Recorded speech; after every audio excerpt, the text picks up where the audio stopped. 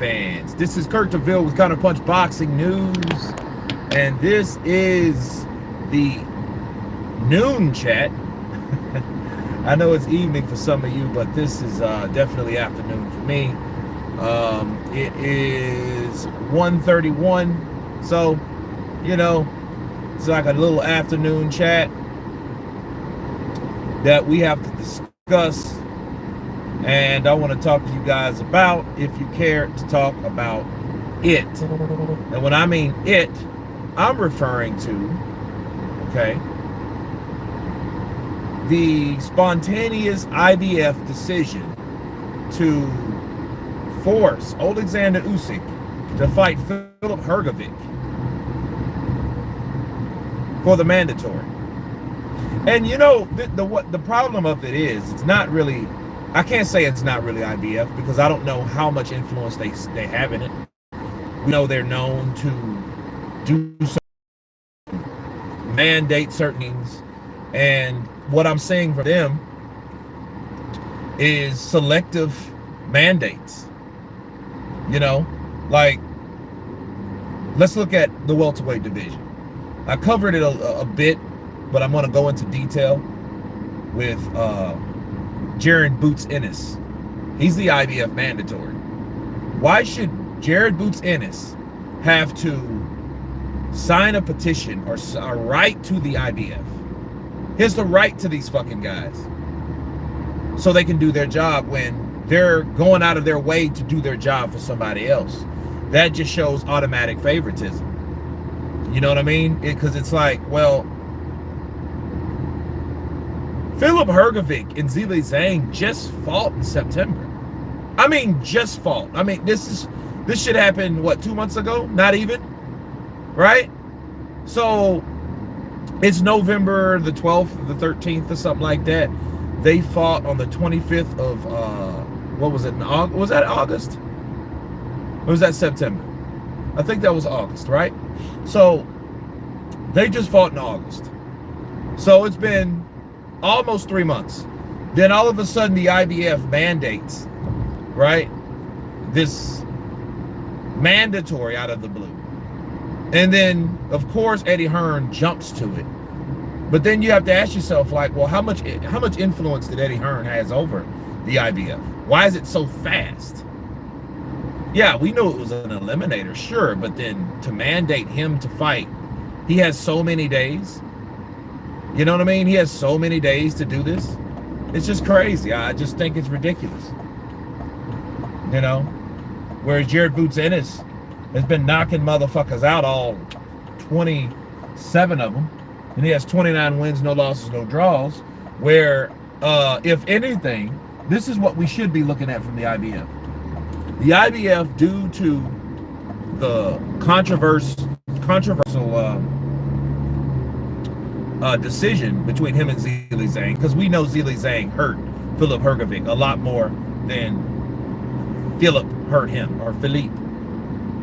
Now, if anything, they should have an immediate rematch.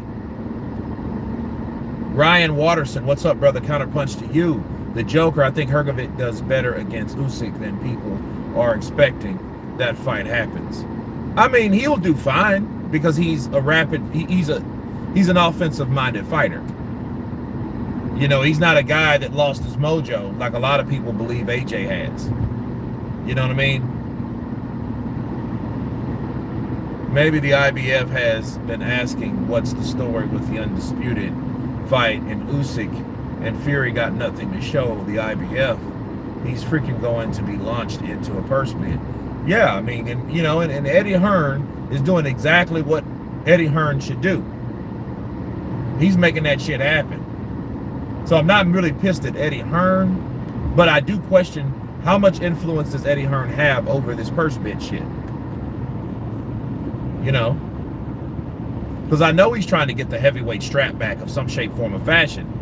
Because if he can get another fighter in front of Alexander Usyk, we know that will stop Tyson Fury and Usyk.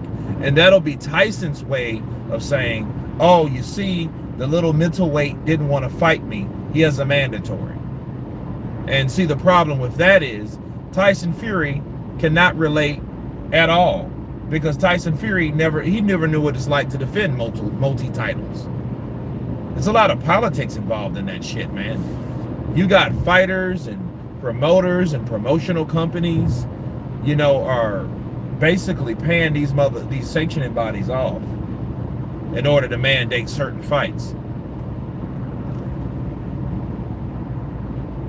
It's amazing that the IBF took 2 years to find someone to even fight Hrgovic. Now he's freaking going to be launched into a purse bid. Yeah, I mean, he just won the thing, and it wasn't an easy fight for him. If Zhilei Zhang had more fuel in his tank,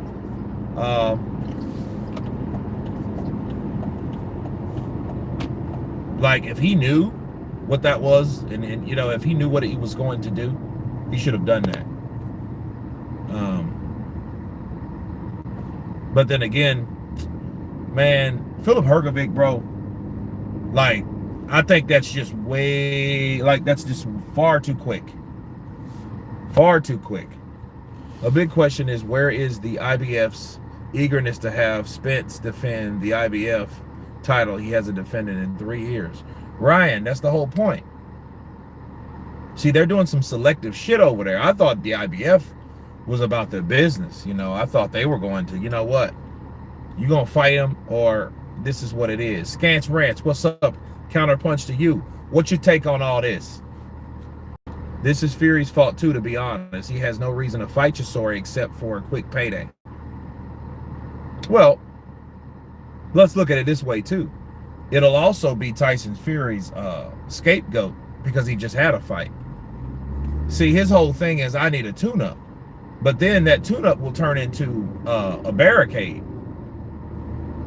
That's easy. That's easy to understand. Because the first thing he'll say, I just had a tough fight with Derek Chisora. Derek Chisora that gave a far better fight to Alexander Usyk, the middleweight, than AJ, the bodybuilder. See? You see what I mean? So that's easy to see. See, because what he could do, he could say, man, I just had a fight. I need a break. You know what I mean? Zane earned a draw with Hrgovic to me in that fight. They should mandate a rematch between those two. That's what he should do. That's what should happen. I mean, honestly, that's what should happen. I mean, the fight was close. Hrgovic, I think, was busier because he was just younger. He's a young guy, and Zhang ain't.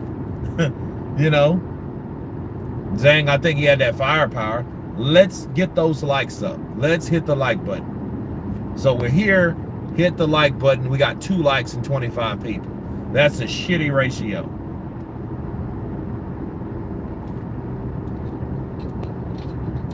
Staying anonymous took step aside money and let Spence fight Ugas. That's why Spence hasn't fought the IBF mandatory. Well, you know what? That should happen in this situation. But Eddie Hearn's jumping on that shit because he know his fighter just got beat. And he know this other fighter that he co-promotes is doing exactly that. He's trying to jump on that let's get him in with the mandatory shit. I think Hrgovic is suspect to begin with. Now we can match him to get his ears boxed off. I mean, it's just, the shit just gets in the way, honestly. It just gets in the way. Because I want to see an undisputed fight. So, mandatories are mandatories. I get them. I understand them. I think everybody should have that same thing.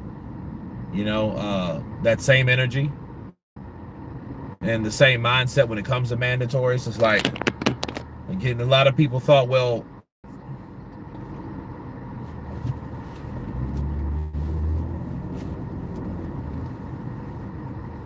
I think honestly that mandatories, they only trump okay, let's see, Lake Creek. All right. I think they should only trump it. It should be discretion of the mandates. Because see what they could do. This is what you do. Whoever's mandatory, they should have step aside money for them automatically. You know what I mean? Because the shit they did to Alexander Usyk back in 2021 was some bullshit.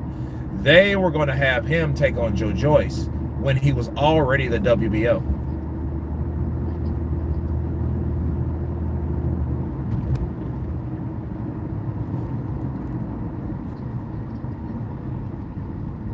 Usyk is hoping, well, Eddie is hoping Usyk highest rank.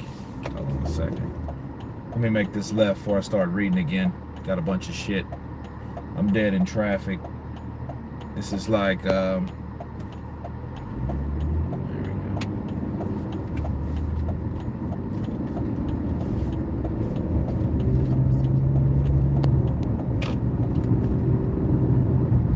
Those cars were suspect. Well, yeah, you know,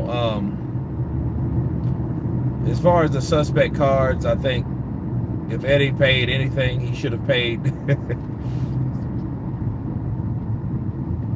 I mean, let's look at it. I mean, look, Anthony Joshua still lost. You know what I'm saying? He still got beat on points from, you know, from the judges. I don't know if they were the same judges, but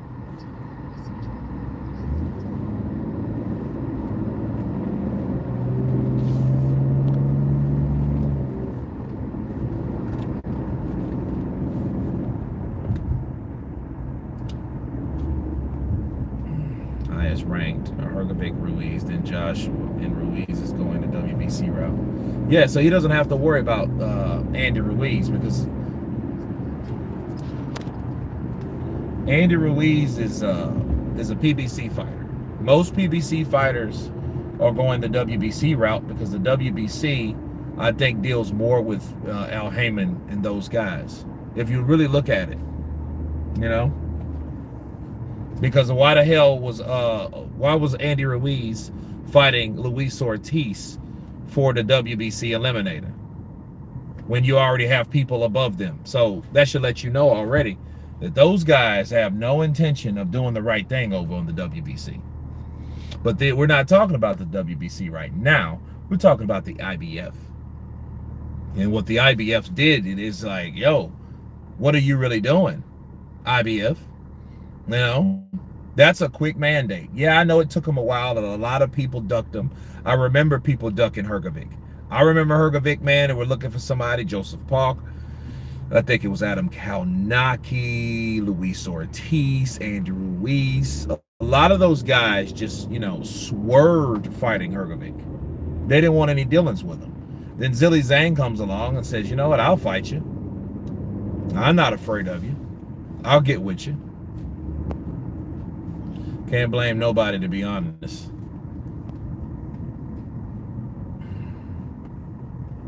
Waiting on Fury making that Usyk fight. They've all seen Fury history of wasting everyone's time. And then him of all people, he wants to tell Anthony Joshua to hurry the fuck up and just, hey, sign a contract that dealing with somebody on the zone, they would have to be involved. That just makes sense. You know, they would have to be involved with that. That's not gonna just fly. Especially, he's the brand ambassador. And all right, come on, get on out of the way. What else? What's his other job title? He's ambassador and advisor of the zone. So he gets a certain amount of money for them anyway. He's not going anywhere. He's gonna make that damn DAZN money. Oh yeah, by the way, up front, right? Another guarantee. Go figure.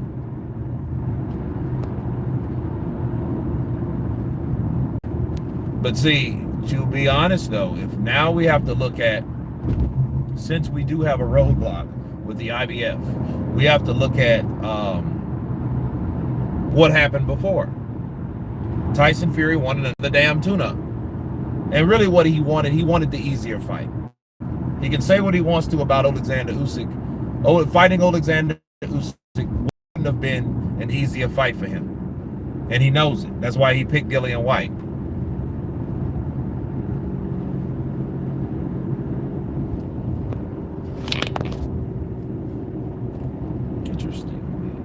Hergovic said he doesn't want step aside money, and damn right,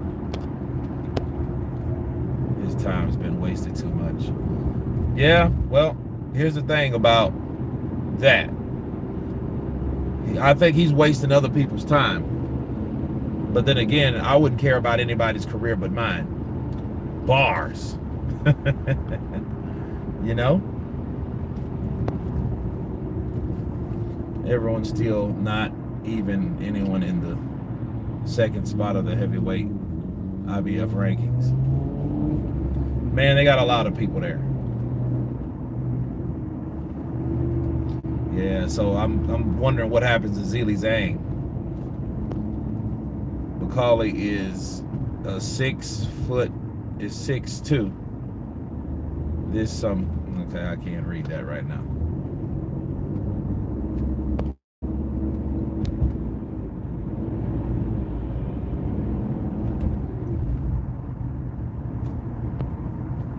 He's been fighting bums to boot, I guess, through no fault of his own, I guess. Who is he? Who are we talking about? Hergovic?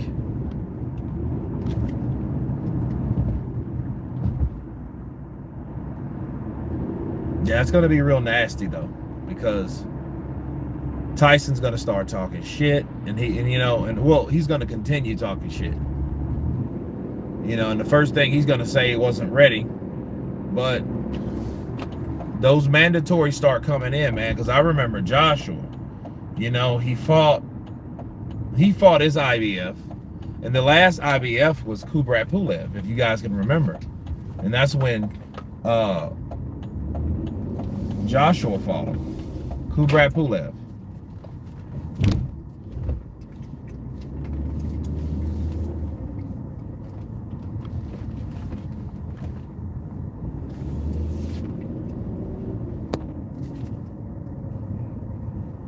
So when was that? 2020? And then the eliminator starts with Hergovic and Zhilei Zhang, because, you know, it's no one's fault that nobody didn't want to fight Zhilei Zhang. What they should have done is, if they passed on the idea of fighting for an eliminator, they should have been dropped even further through the rankings. That's what should have happened. But it didn't happen. So as soon as they had that fight, now they're trying to fast track everything and make everything like, oh, okay, well, hey, now you got to do this, Usyk, and now you got to do that. You know, and what it tells me is, you guys are giving Anthony Joshua more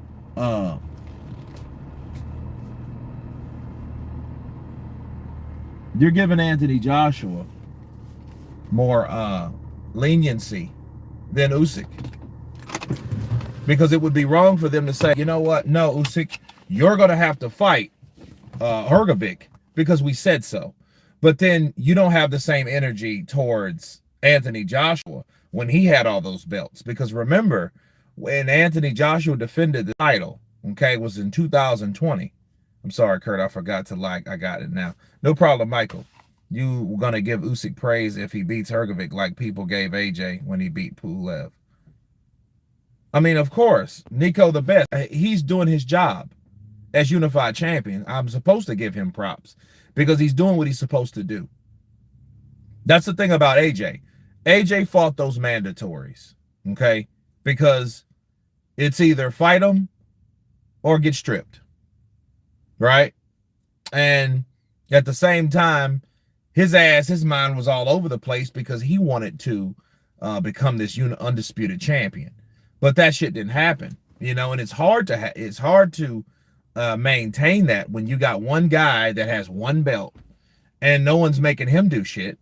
You know what I mean? Because it's like, okay, look at Wilder. Wilder defended the WBC belt back in 2019. Then he fights Tyson Fury.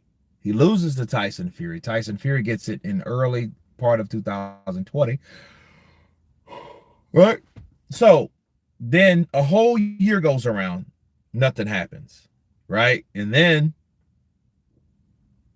what's that happen in February to October?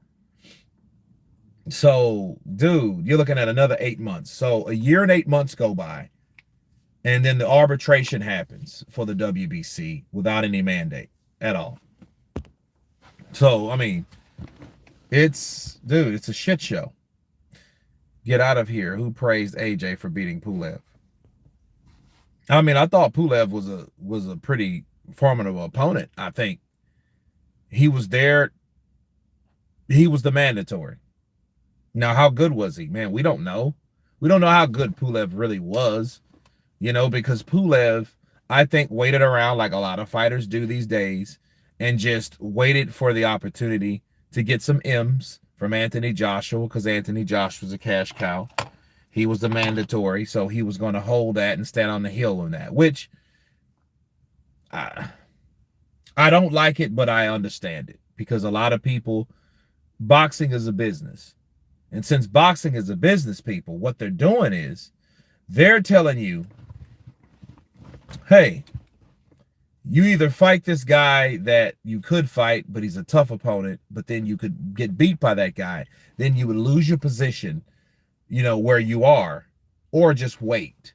So he waited. And he waited. And he fucking waited. And he did that for the longest.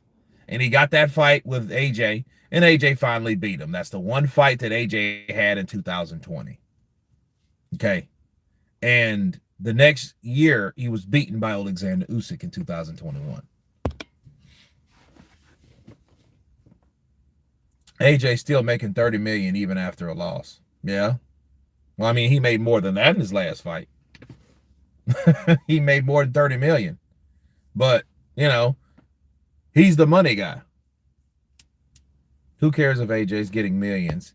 He is on the global star like he's, I don't know. A global star like people here say is not Ronaldo. Even Jake Paul is bigger than AJ. I don't know about that bullshit. I don't know about Jake Paul being big as AJ. What the hell is that about? Really? Look, the proof's in the pudding. Come on, man. Canelo and AJ make more in a year than any soccer player. Skip, he made over $75 million in the rematch. Do you think fucking Jake Paul makes $75 million, bro? Come on, man. He ain't Conor McGregor. He's making, I don't know, what? How much is Jake Paul making? What, 15 million? How much did he make against Anderson Silva?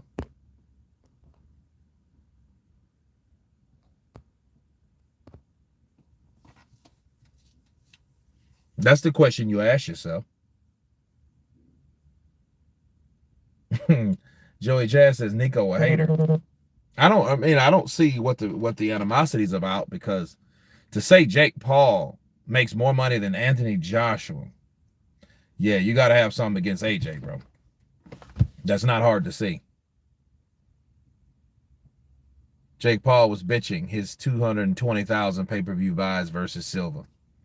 Well, that should tell you what it means right there. Depends on what his guarantee is.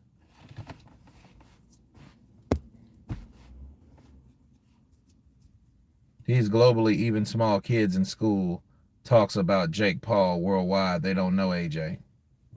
Okay. Well, you want to talk about money, or you want to talk about notoriety? You have to take into account the platform Jake Paul has. The guy is a YouTube guy. So, yeah, what does kids do all fucking day? Look at YouTube. So, yeah, they're going to know who Jake Paul is because he's a YouTuber.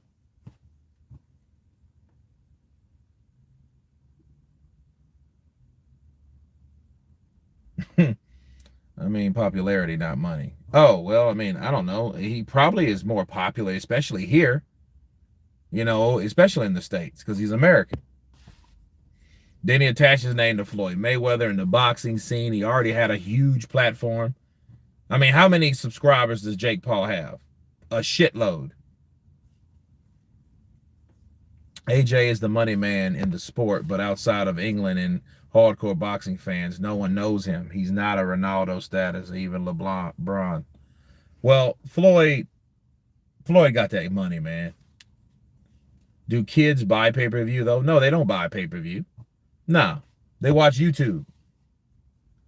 They watch YouTube. That's what they do. But this whole This whole ordeal about IBF is just surprising, man. IBF and Philip Hergovic, and then now Eddie Hearn wants to push a purse bid because see he's trying to compete with Frank Warren, and I think what the ulterior motive is, he's trying to outdo Frank because Frank's been kicking Eddie's ass, bro, this year. Oh yeah, Frank Warren's been kicking Eddie Hearn's ass. He lost the purse bid against for the Tyson Fury Dillian White fight, right? His fighter just got beat. Canelo, he just got beat. Joshua just got beat again. He lost another purse bid to Frank Warren. You know what I mean? Then you got Ben Shalom over there in Boxer. So he's kicking up dust over there. So, between the new guy and then Frank Warren resurrecting himself, it's we're looking at a lot of different things that's happening in the sport. Floyd got that money, then Al Heyman took it. Hell yeah, he took it and promised Floyd he's gonna make him money. And that's probably what's happening. Floyd's making this exhibition money.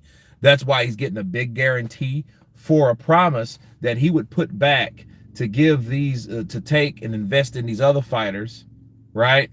And then he will promise the money on the back end. Of all the things I could have heard on the start of the broadcast last night, IBF ordering Hergovic was pretty far down. Yeah, well, I just hope that's not the case. Canelo versus Jake Paul is probably next on Showtime. Joey, that ain't gonna happen. That ain't gonna happen. I mean, I would watch it, but that's not gonna happen. Jake Paul and Canelo, no. Jake Paul will wait till Canelo's 4 or 5 years down the line. He'll fight him. Hearn just made a chess move to benefit his stable, like every other damn promoter in the sport. Antonio Matthews, absolutely. Absolutely. He did exactly that. He did it because he could. I mean, if you were Eddie Hearn and you had a fighter that was a mandatory, the first thing you're going to do, you're going to push that shit. But, I mean, how good is it for the sport? Eddie ain't giving a shit about that. No, you hear Eddie talk about Al Heyman, he'll tell you he knows the numbers. Al Heyman knows the numbers. He knows what things do. He knows this sport. Are you doing watch along for the Mayweather fight? I thought that was yesterday. You think Janovic got exposed last night? I didn't see it, Joey. St. Don says Hearn is a snake. Well, I think they're all pretty much snakes. It just depends on what type of venom they possess, bro. No, it was today, so it's over now. Mayweather's fight is in a couple hours from now. Oh, okay. I'm not paying pay-per-view for that shit. How much is the pay-per-view for it? Does anybody know?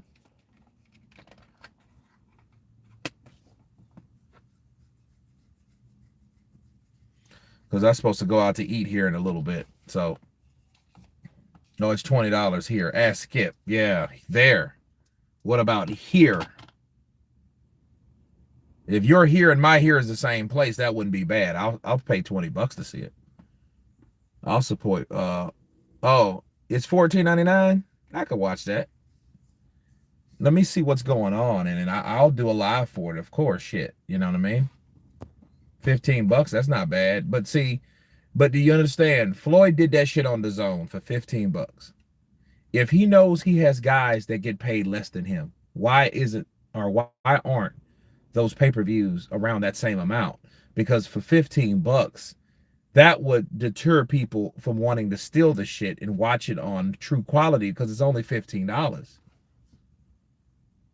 Kurt, see what I'm saying? It's free online. That's not the point. The point is, if everyone watches free online shit instead of paying for it, and then Al Heyman is throwing these fighters into a pay-per-view without any fucking guarantee, they're not getting paid anything. They can't be. If you got the mind, if people get the mindset and use these boxing matches like music or like ringtones or like every other fucking thing that people just, hey, let me find a slick way to watch or to do something without paying for it by using online services or whatever. You know, that's not cool, because Al Heyman should know that, and then people should understand, like, there's a reason why Floyd's fighting on the zone too. Tommy Fury just got himself a harder fight.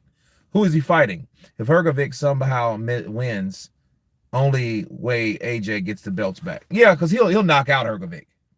Look, Anthony Joshua would knock out Philip Hergovic, because Philip Hergovic, I've seen him. He gets hit and he gets pressured. I seen him. He was wobbly, bro. He was wobbly. Kurt, the LDBC is stealing it. Tim Scott, PBC executive.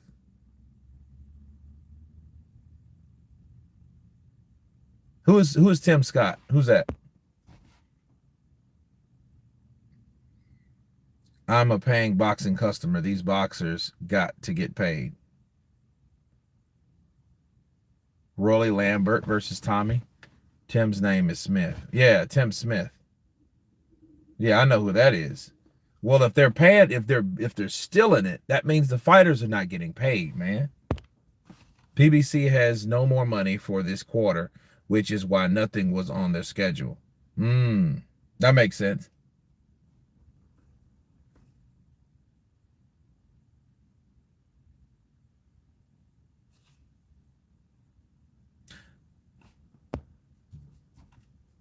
Yeah, he means Tim Smith. Yeah, I know Tim Smith. I'm like, that was Tim Scott. You lost me with that one. But that's crazy, man. I hope the IBF, though, honestly changes their mind.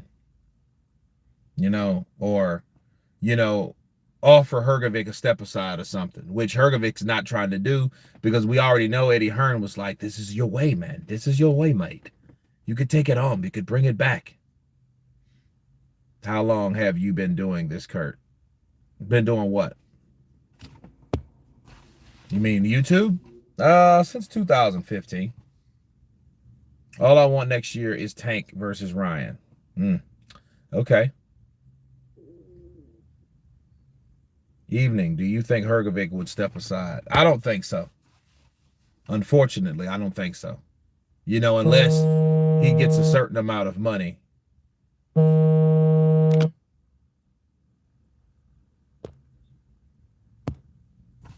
That's what Blue Blood has been banging the drum. No money for the fourth quarter, but the last card they had was awesome, shockingly. Problem is, when it comes to Joshua, Hearn acted more like a fan than a promoter. Hearn is still pitching the Bivol versus Canelo rematch. Bivol doesn't appear interested. I mean, he doesn't appear interested because it's nothing really to offer him. Unless he goes to 168. And if he goes to 168, Canelo's going to be at a disadvantage. But then what type of disadvantage? Let's look at it like this. Okay. If Bivol fights Canelo at 168, I see Canelo, Team Alvarez, making a rehydration clause. And I think it's going to be for their best interest, but you're not going to see a good fight.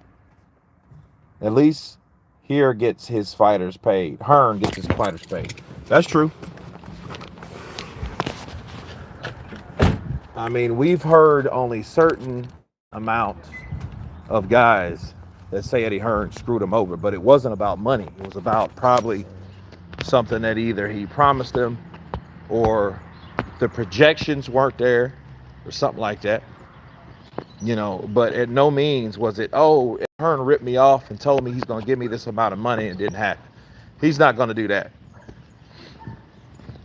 I haven't seen him do that. So, why is the heavyweight division moving so slow? We aren't getting fights. Well, you got Tyson Fury fighting Derek Chisora. That's the type of shit you're dealing with.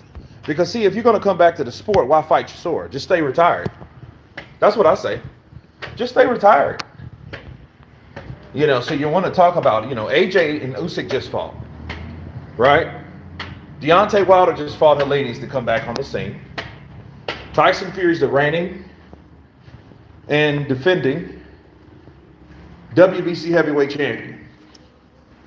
So since we have that, um,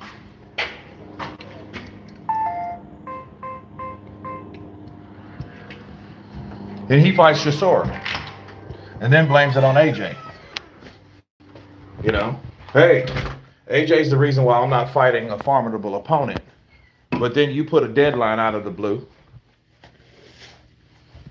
forcing someone to fight and forcing your own promotional company to do what?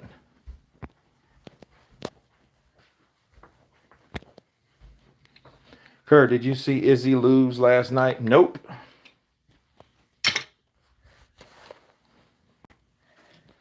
Notifications came through for the Deji live chat. Yeah, YouTube does their job when they want to. We know Hearn had a plan and pulled the Fury versus AJ fight. Well, it just lets you know what he'll do when it's in his grasp. So, advantage to him, I guess. Does that make it right? No, not really. But it is what it is.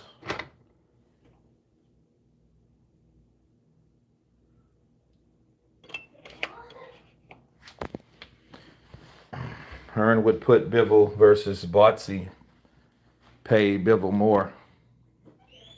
Hearn is paying Kell back for messing up Ben versus Eubank with a payday for Hrgovic. Kurt is saying next year is a big recession coming. No money for boxing. Well, we will see. So I guess we'll have to talk about pastime fights where fighters already got paid. So, either way, we'll get through it. I guess we can analyze what we already have or what we get, basically.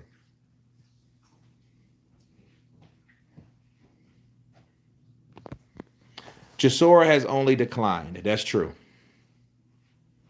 Notification came through. Fury stays on that BS. So we have seen the last of Zerto. I think so.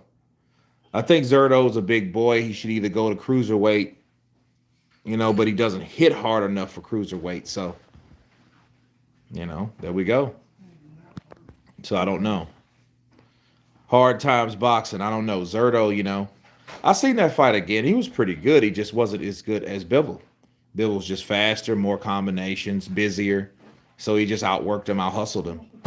And he couldn't pull those big shots off. I think he has a very big right hook, but he couldn't really land because he got concerned with what was coming back. It was almost like watching Manny Pacquiao take on Antonio Margarito. Antonio Margarito was hitting Pacquiao, but he wasn't hitting Pacquiao like Pacquiao was hitting him. So you can land a couple good shots on a fighter, but it doesn't mean you're beating that fighter. That fighter is still more consistent. His offense is better. He's quicker. He throws more. He's doing more. So, therefore, he wins. It reminded me of when, remember when Gabe Rosado fought Jaime Munguia? And, Gabe caught him with some good shots, but he just wasn't busy. And that's exactly what I call great matchmaking due to waiting a fighter out. See, sometimes... Like Gabe Rosado, I think a few years ago, if he would have fought him a few years ago, he would have been better off. But he can't. He can't, he couldn't put, you could say he couldn't pull the trigger. He couldn't pull that trigger. So Jaime Munguia just ran off with it. Because Jaime Munguia is this young, strong Mexican fighter that fights reckless. He's tough, obviously. He has to be fighting with his mouth open like that. Somebody like... I would love to see him fight. What's the other hyped up guy at 168? Belonga, right? And see, Belonga is a guy that he'll knock your brains out if you're right in front of him.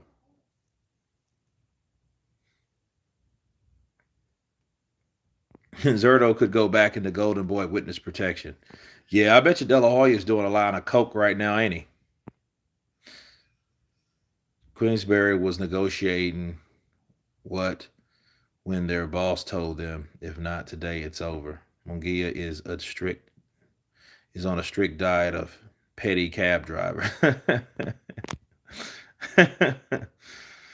Nah, I haven't seen him fight anybody. Um, I was really bummed out about that. Yeah, Joe Smith and Zerto would be a good fight. And he has a good opportunity, but he has to watch out. Joe Smith has some heavy hands, bro. He will knock you through the ropes. You better ask Bernard, the executioner, the alien, about that. Okay. Um, yeah, I was bummed out when Jaime Munguia didn't fight Jamal Charlo. See, that was a fight I really wanted to see. You know, and I think Jamal would have knocked him out. Why? Because Jaime is busy, but he doesn't really hmm, he doesn't really worry. He's like an Adam Kalnaki to me with just better shape. He offensively thinks. He doesn't defensively really do things that I would like him to do. Whereas Jamal Charlo has the power to knock his face off. You know, so I was bummed out about that. Jack Smith, I don't want to bring this up with a proper boxing audience, but I'm actually interested in Andrew Tate versus Jake Paul. Who do you think wins? That I think Jake does. You know, I don't know. I know if Andrew Tate knocks out Jake Paul, they'll let him back on YouTube and Instagram and Facebook, and he can talk about him dominating the being the dominating male masculine figure all he wants. I actually enjoy his content, honestly, because he's confident. Not a lot of people are confident. Was the a real face off they did? No. Tate's chin is so high. It is. He's a tall guy that's ready to get knocked out. He got knocked out before, man, and it was crazy. Everybody thought that was Tyson Fury and Dillian White, but it wasn't. It was Andrew Tate getting knocked out like that. That was Andrew Tate. I mean, he got knocked out cold because he was with the shoulder roll, but he had his chin still exposed. The whole idea of the shoulder roll is to tuck your chin behind the shoulder. So, you know, your chin is here so you don't get caught with that. You know, so we'll see. We'll see what happens with that. And ain't